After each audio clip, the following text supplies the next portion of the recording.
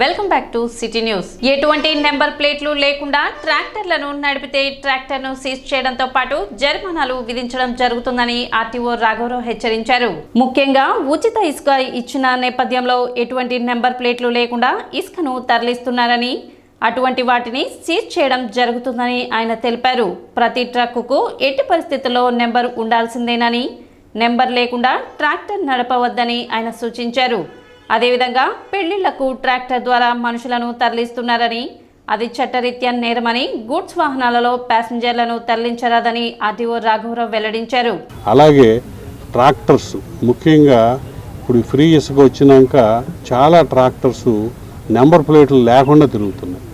Number ప్లేట్లు లేకుండా తిరిగితే ఇమ్మీడియట్గా ఆ నెంబర్ లేని వాహనాన్ని లోడ్ ఉన్నా లోడ్ లేకపోయినా ఇమ్మీడియట్గా ఆ బండిని సీజ్ చేయడం జరుగుతుంది.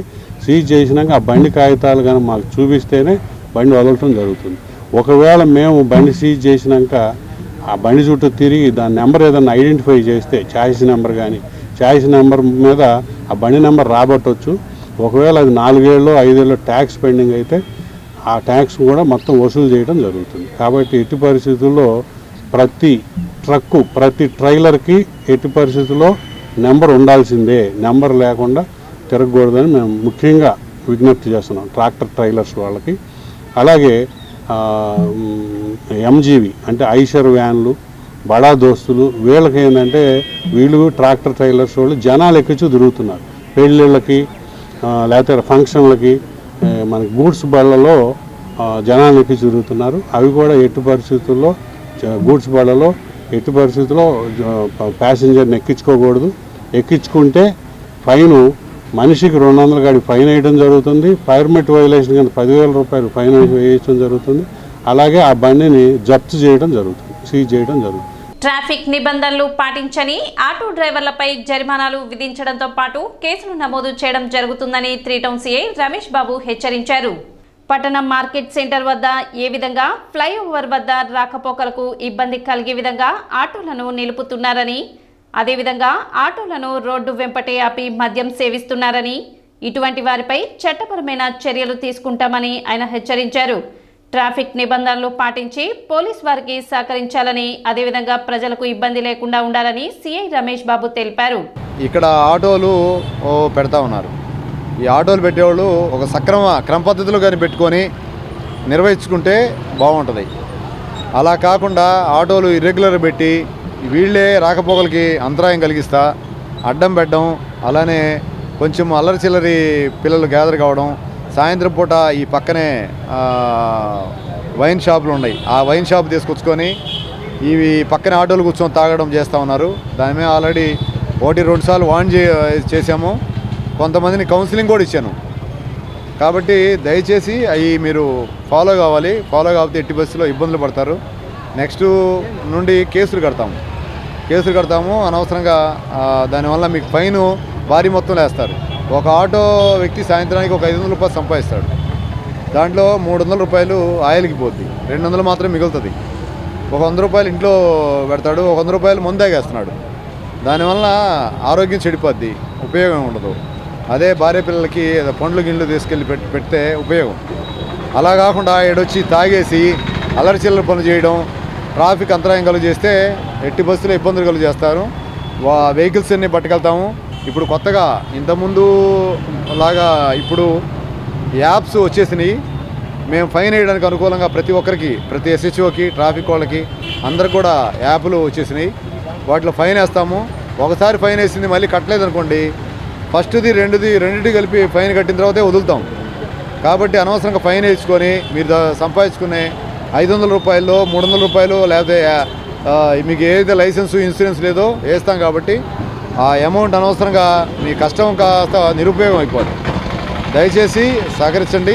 పాత్రికేయ మిత్రుల సమస్యల పరిష్కారం కోసం డివిజన్ స్థాయి నుండి ఢిల్లీ స్థాయి వరకు ఏపీయూడబ్ల్యూజే పటిష్టమైన కార్యాచరణతో ముందుకు వెడుతుందని ఏపీయూడబ్ల్యూజే జిల్లా నాయకులు పాత్రికేయులకు భరోసా కల్పించారు. తెనాలి నియోజకవర్గ ఏపీయూడబ్ల్యూజే కార్యవర్గం ఆధ్వర్యంలో కార్తీక మాస ప్రాధాన్యతను చాటుతూ మండలంలోని అంగలగుదురు గ్రామ శివార్లో గల నిమ్మతోటల్లో కార్తీక వనసమారాధన కార్యక్రమాన్ని ఆహ్లాదభరితంగా నిర్వహించారు. ఈ కార్యక్రమంలో ఏపీయూడబ్ల్యూజే జిల్లా నాయకులు ఆత్మీయ అతిథులుగా పాల్గొన్నారు. తొలుత ఏపీయూడబ్ల్యూజే తెనాలి అధ్యక్షులు చందు సుబ్బారావు మాట్లాడుతూ అసోసియేషన్ ద్వారా పాత్రికేయుల కోసం కొన్ని నిర్దిష్టమైన కార్యక్రమాలను నిర్వహించే కార్యాచరణను వివరించారు. తెనాలిలో జర్నలిస్ట్ కాలనీ ఏర్పాటు, ప్రెస్ క్లబ్ ఏర్పాటుకు అవసరమైన కార్యాచరణ వివరించారు. జిల్లా ఏపీయూడబ్ల్యూజే అధ్యక్షులు షేక్ నాగూర్ మీరా మాట్లాడుతూ యూనియన్ తరపున పాత్రికేయుల సమస్యల పరిష్కారం కోసం నిర్దిష్టమైన కార్యాచరణను అమలు చేస్తున్నామన్నారు.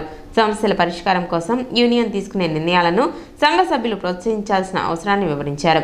అసోసియేషన్ రాష్ట్ర నాయకులు భక్తవత్సలం మాట్లాడుతూ సుదీర్ఘకాలంగా ఏపీయూడబ్ల్యూజే సంస్థ పాత్రికేయుల సమస్యల పరిష్కార దిశగా తీసుకుంటున్న నిర్ణయాలు, సాధించిన విజయాలు వివరించారు. ఈ కార్యక్రమం పాత్రికేయ మిత్రులతో వనసమారాధన ఆహ్లాదాన్ని పంచింది.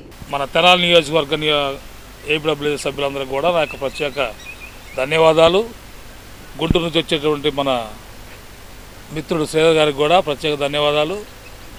కార్తీక వన సమారాధన శుభాకాంక్షలు అందరికి కూడా. జగన్ ప్రభుత్వం కూడా మన విలేకరులని అడ్డంగా ముంచేసి ఒక పేపర్ని, ఒక పాలసీని, కొంతమందిని అడ్డం పెట్టుకొని పరిపాలన చేశారు. తెలుగుదేశం పార్టీ ప్రభుత్వం వచ్చిన తర్వాత మనకి ఏదైనా మేలు జరిగిద్దని చూస్తున్నా, కానీ జరుగుతున్నట్టుగా అనిపిస్తుంది, జరగట్లా. అయినా సుబ్బారావు గారు, జనార్దన్ గారు ఇద్దరు కూడా వాళ్ళ పనులు మానుకొని, వాళ్ళ పేపర్ ఛానల్స్ కూడా సెలవులు పెట్టి మానుకొని కూడా వాళ్ళు నిత్యం వాళ్ళ ప్రయత్నం వాళ్ళు గట్టిగా చేస్తున్నారు. రాష్ట్ర ప్రభుత్వానికి కలుస్తున్నారు. డెకరేషన్స్ కమిటీలో కూడా మనకి ఏపీడబ్ల్యూజే వాళ్ళమే జిల్లాకి ఒకళ్ళు ఉంటాం అని నిన్నే సుబ్బారావు గారు చెప్పడం జరిగింది, మన ప్రెసిడెంట్, స్టేట్ ప్రెసిడెంట్ గారు. మరి గతంలో నేను టూ టర్మ్స్ నేను డెకరేషన్స్ కమిటీ మెంబర్గా నేను చేశాను మన గుంటూరు జిల్లాకి. ఒక విచిత్రమైన సంఘటన ఏంటంటే, డెకరేషన్ కమిటీలో ప్రజాశక్తి వాళ్ళు ఒకళ్ళని తీసుకుంటారు, హిందూ పేపర్ నుంచి ఒకళ్ళని తీసుకుంటారు, జాపు నుంచి ఒకళ్ళని తీసుకుంటారు, చిన్న పత్రికలో ఒకళ్ళని తీసుకుంటారు. ఇట్లా తీసుకున్నా కానీ కలెక్టర్ గారి దగ్గర మాట్లాడి మీటింగ్ పెట్టేటప్పుడు మాత్రం మిగతా మెంబర్స్ కూడా ఒక్క మాట కూడా మాట్లాడిన పాపని ఎవ్వడం లేదు అసలు. జర్నలిస్టులకు పిల్లలకి ఫీజు రాయితీ కావాలని కలెక్టర్ చుట్టూ తిరిగి ఒక జీవో ఏపీడబ్ల్యూజే ఒక పేరు మీద, మన యూనియన్ పేరు మీద మనం సాధించుకున్నప్పుడు ఆ జీవో కాపీని, అది ప్రొసీడింగ్ కాపీని మనం పెట్టినప్పుడు మీలో నుంచి ఏమాత్రం కూడా స్పందన లేదు. వేరే యూనియన్లు ఉండి చాలా పనులు చేస్తున్నాం మనం. ఎక్కడ స్టేట్ కమిటీ వాళ్ళకి మన వల్ల కానీ స్టేట్ కమిటీకి తెలియజేస్తున్నాం. స్టేట్ కమిటీ వాళ్ళు వాళ్ళ రాష్ట్ర స్థాయిలో వాళ్ళ మంత్రులు కలవని కానీ, లోకేష్ గారిని కలవనివ్వండి, చంద్రబాబు గారిని కలవనివ్వండి, వాళ్ళు చేయాల్సినది చేస్తున్నారు. వాళ్ళు కూడా ఏం చెప్పారంటే, గవర్నమెంట్ కొత్తగా ఏర్పడింది కనుక ఈ జర్నలిస్ట్ సమస్యలు మొత్తం ఉంటే అవన్నీ ఒకసారి మేమంతా పరిశీలిస్తాం, మాకు 3-4 నెలల టైం ఇవ్వమన్నారు. ఇప్పుడు మా జనవరి వచ్చేటప్పటికి అక్రిడిటేషన్లు వస్తున్నాయి. ఆ అక్రిడిటేషన్ కమిటీల్లో కూడా ఏపీడబ్ల్యూజే తరఫున మన వాళ్ళని వేయాలని కూడా వాళ్ళు డిమాండ్ చేస్తున్నారు. గతంలో ఉండేది, తర్వాత మళ్ళీ మధ్యలో ఏం చేశారు, మన పేర్లు, మన కమిటీ పేర్లు కానీ మనలో ఎవరిని లేకుండా చేశారు. అంటే ప్రభుత్వం పైన మనం రిక్వెస్ట్ పొందాలో మనం పోతున్నాము. వెళ్ళినప్పుడు ఏదో ఒకటి మనం సాధిస్తున్నప్పుడు మన సభ్యుడికి అది తెలియాలి కదా. ఆ సభ్యుడికి తెలిసింది ఎట్లా తెలిసింది, మాకు తెలిసిందా లేదా అనేది మీ దగ్గర నుండి స్పందన వస్తేనే కదా. మీ దగ్గర సమస్య ఉన్నా ఏదైనా గ్రూపులో పెట్టండి, ఏదన్నా కానీ మంచి జరిగినా కానీ దాని మీద మీరు స్పందించండి. కార్తీక వన సమారాధన మంచిది అనేటువంటి భావన ఒకటి, అట్లాగే మంత్రి గారికి మెమరాండం ఇచ్చేందుకు ఏపీడబ్ల్యూజే ఆధ్వర్యంలో అందరం ఒక మాట అనుకుని ఒక తీర్మానం చేసుకుని చేయటం అనేటువంటిది, ఈ రెండింటిని కూడా బేరేజ్ వేసుకుని మనం చేసాము.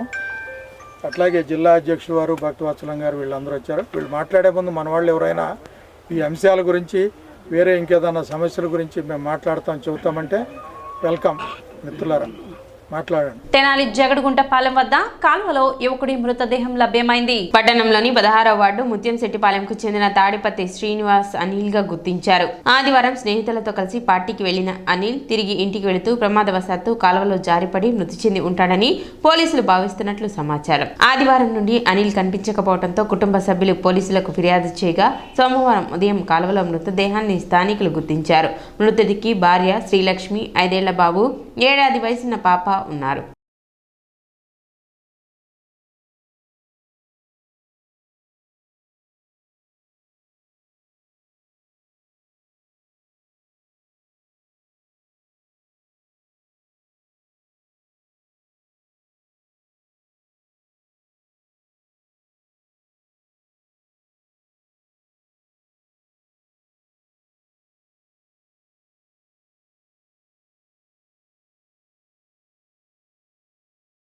సిటీ న్యూస్ ముగించే ముందు ముఖ్యాంశాలు మరోసారి.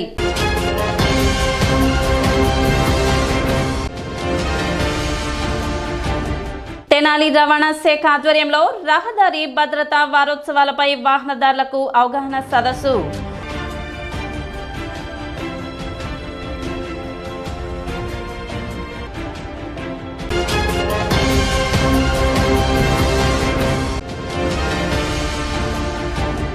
పట్టణంలో నేర నియంత్రణలో భాగంగా సీసీ కెమెరాల ఏర్పాటుకు చర్యలు. 3 టౌన్ సీఐ రమేష్ బాబు.